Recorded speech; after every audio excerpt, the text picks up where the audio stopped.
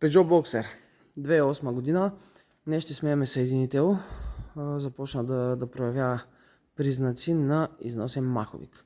Общо взето, като поработи малко, при студен двигател не се усеща, като поработи малко и започва да тресе. И вече започва да се чува и едно леко пречукване, което сме сигурни, че е в маховика, тъй като не се е случва за първи път, но е доста в начален стадий, така че се чува много тихо. Първият признак е започва леко да тресе на свободен ход.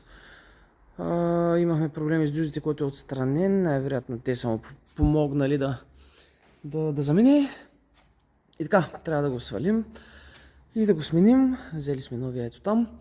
Така че дигаме, махаме корите отдолу и започваме да оглеждаме какво точно трябва да се разглавя. Така, свалихме корите, 3 парчета са, ако изобщо ги имате. На пръв поглед, това, което трябва да започнем да разглавяме. Първо ще свалим, ето тук от пробката, масото на кутията. Трябва да го източим, защото ще се наложи да махнем полоските.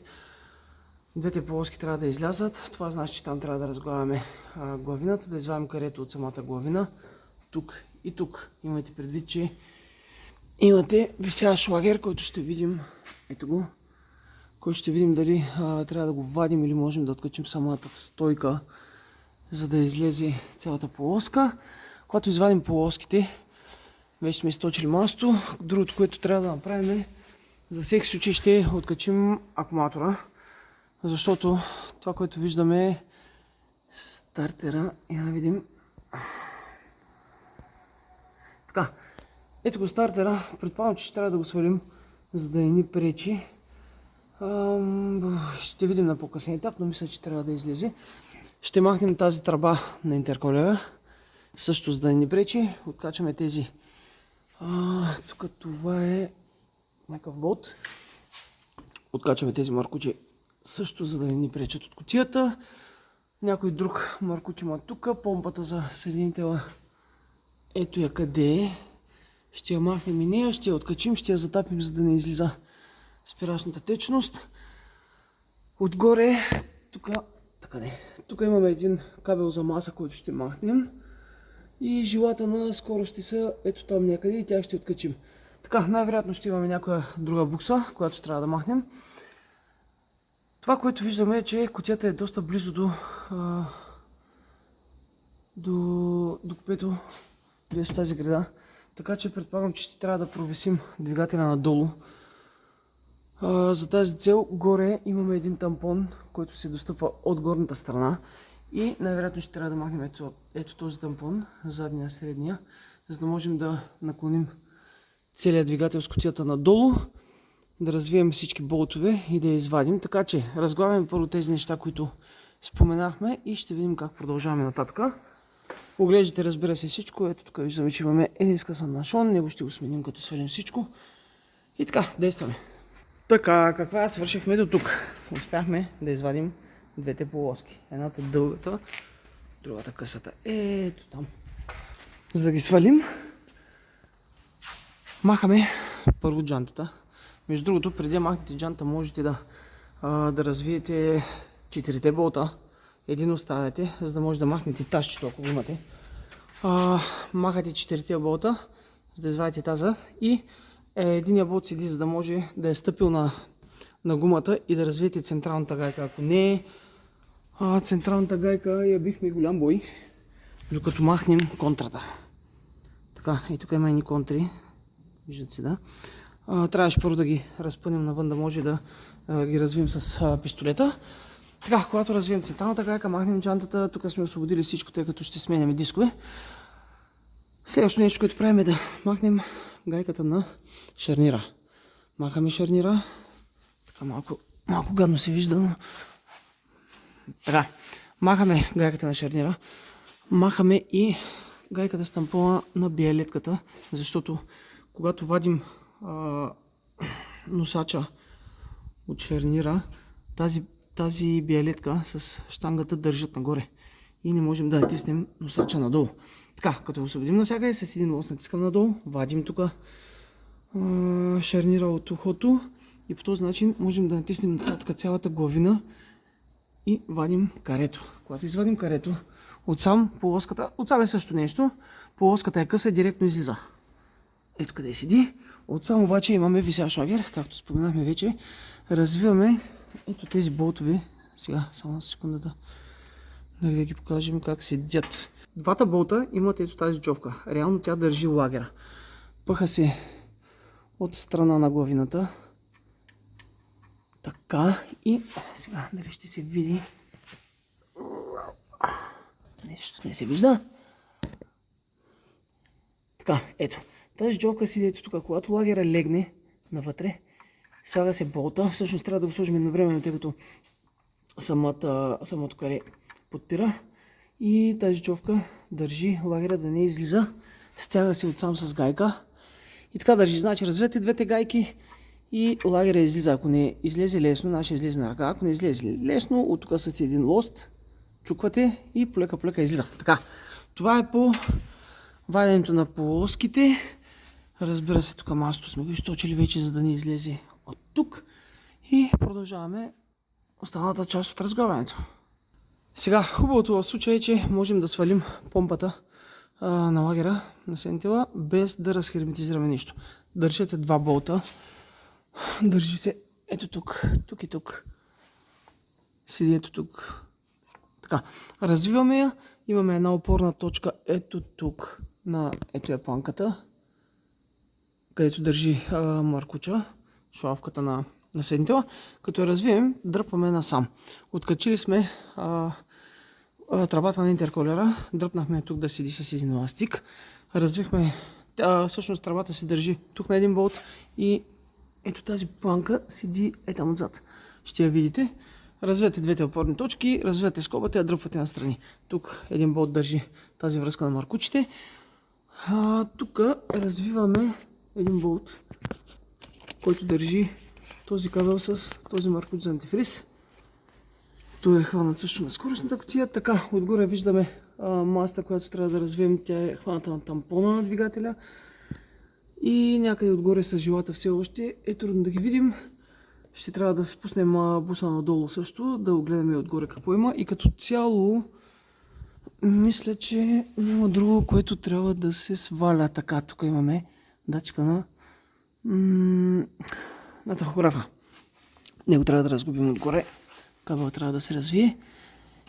Така и започваме да развиваме полека болтовите, които държат кутията към двигателя. Така, свалихме филтърната кутия, за да можем да имаме по-добър достъп.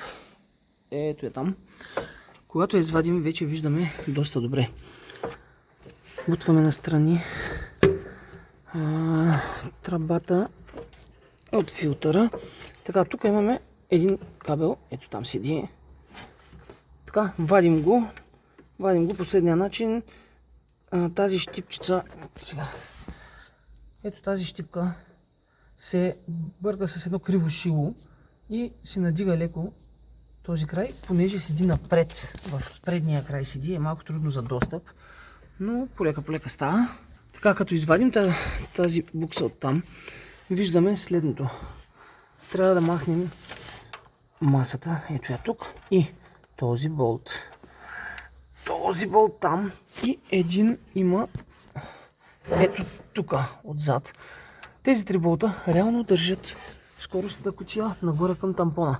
Когато ги развием, кутията трябва да падне, затова ще я подпрем първо отдолу. След това ще развием тези три болта с масата и вече започваме да обикаляме кутията, но преди това сега малко трудно се виждат в задния край. Така, ето там в задния край седят жилата. Те се виждат, достъпват се отдолу в задния край на буса.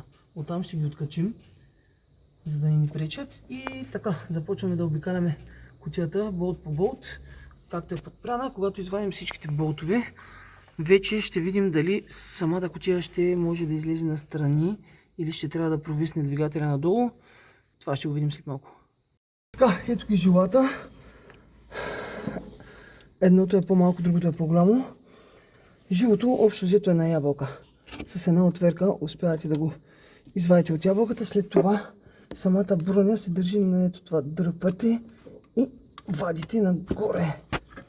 Така, по този начин се откачат двете жила. Не е трудно, единствено в ябълките някой път малко по-сериозно фаща и малко по-усилие трябва да се извади. Внимателно да не щупите самата глава на жилото. Това е.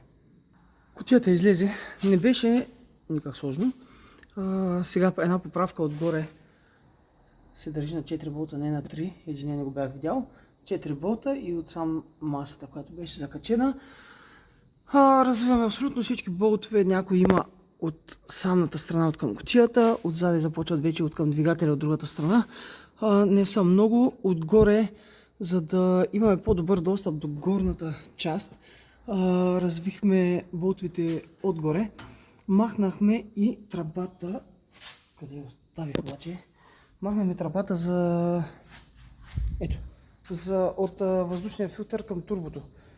Имаме един сензор, този маркуч, който идва от картените изпарения, и една скоба към турбото, която се достига от задния край. Ето там, от задния край на турбото. Сега беше малко гадно завъртяна, успяхме да я улавим леко и да я завъртим на удобна позиция. Така, за да може да стигнем тези болтове в горния край по-лесно, за да ги видим къде са. Не са много, имаме тук един и тези мисля, че бяха вече отдолу.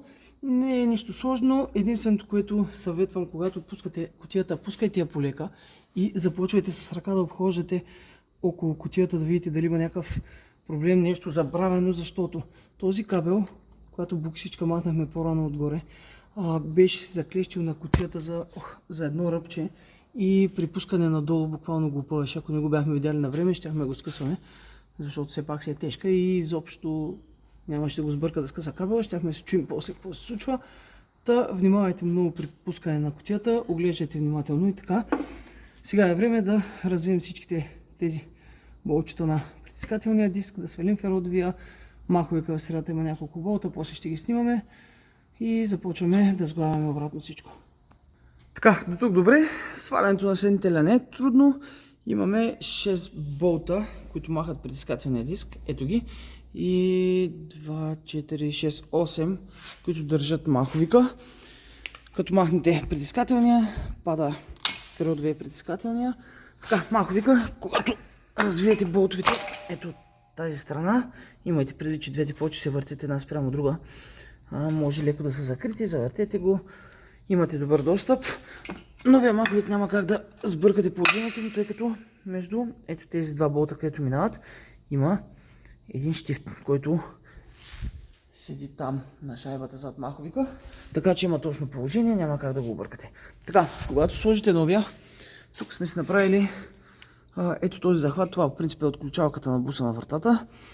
Не ни трябва, затова сме го припилили тук, за да влезе хубаво в зъб на маховика, за да може маховика да не се върти при стягане. Да и пада. Така, по каталог дават 32 Нм до 40 Нм затягане на всеки, плюс 75 до 80 градуса. Така че затягаме на 32 до 40 един път, след това наново 75-80 градуса. И това е затягането. След малко ще покажем как монтираме и притискателния диск. Сега много внимателно гледате, когато слагате новия феродов и притискателен диск, посоката. Този надпис на немски е. Много мразя немски, но означава, че това е лицето, което трябва да лежи към скоростната кутия. Това значи, че диска трябва да е сложен ето така. Това нещо е към маховика, а тази страна е към скоростната кутия. Т.е. когато сложим така диска, закачен за маховика, ето частта към скоростната кутия. Така, използваме ето този инструмент за фиксиране на феродовия диск, тъй като феродовия диск трябва да е много добре центриран, за да може, когато сложим притискателния диск и го застопори, след това кутията при слагането вала трябва да влезе в шлиците. Ако е на някъде изместен,